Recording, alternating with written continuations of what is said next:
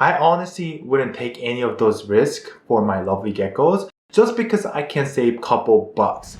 Ladies and gentlemen, welcome to a very exciting video. In today's video, I'm gonna point out top 3 things that I would recommend avoiding when you own a leopard gecko.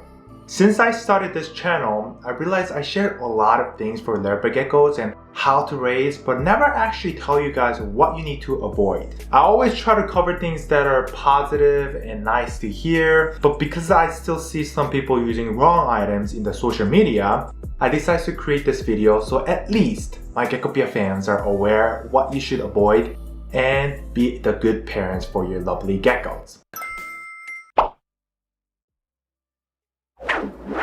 So, starting with top 3, it will be the wild insects. Leopard gecko love eating crickets, and some people may think just catching wild crickets around their houses or apartments will still be safe to feed. However, this is a big no-no.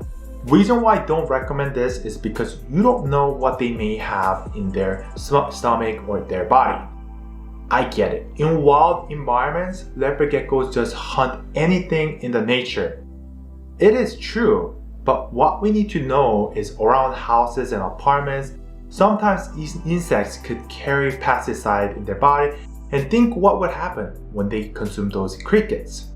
I honestly wouldn't take any of those risks for my lovely geckos just because I can save a couple bucks. Also, not just the pesticide, they could also carry parasite from a local areas.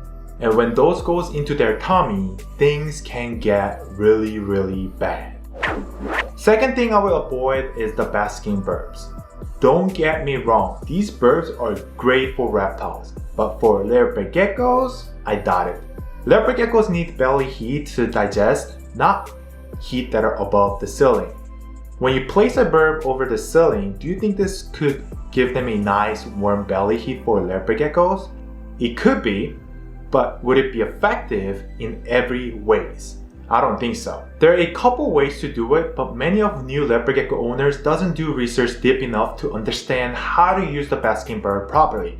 And they just expect to work right away by placing bird above the top. This is why your gecko is not eating raw, and also even if they do, you will see their poops that are not fully digested.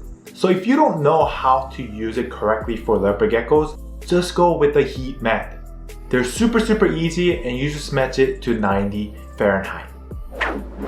Last but not least, the top number 1 thing I would avoid for leopard gecko is a sand substrate. Chris, I see Petco, PetSmart using sand for their leopard gecko substrate. Are you sure this is correct?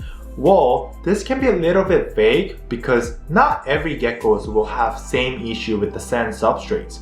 However, I've seen a lot of cases where leopard gecko owners lose their geckos due to the impaction.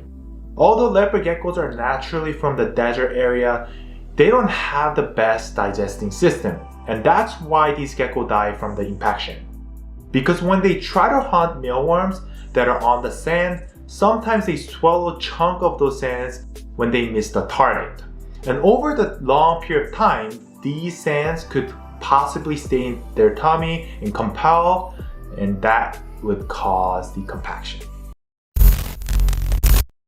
So this is why I don't recommend the fine sand. If you really have to choose the sand options, only thing that I could think of is the gravel sand. I think this is a little bit more safer because they are bigger, so when leopard geckos accidentally get sand in their mouth, they could possibly spit it out again. I hope this video helps, and if you own a leopard gecko or planning on getting a leopard gecko soon in the future, was this video helpful? If it did, please let me know down in the comment and like this video. It may seem not a big deal, but it will definitely help you avoid all those harmful things at the end. Now that I covered a lot of tips for leopard geckos, I may get into leopard gecko morph topic again and share things about leopard gecko morph for the next video. So for those who've been watching and enjoying my morph video, please let me know down in the comment which leopard gecko morph I should cover, and based off from that questions, I'll do some research for you guys as usual and cover it in the next video. So make sure you write a comment, and I'll catch up with you guys in the next one. Bye guys.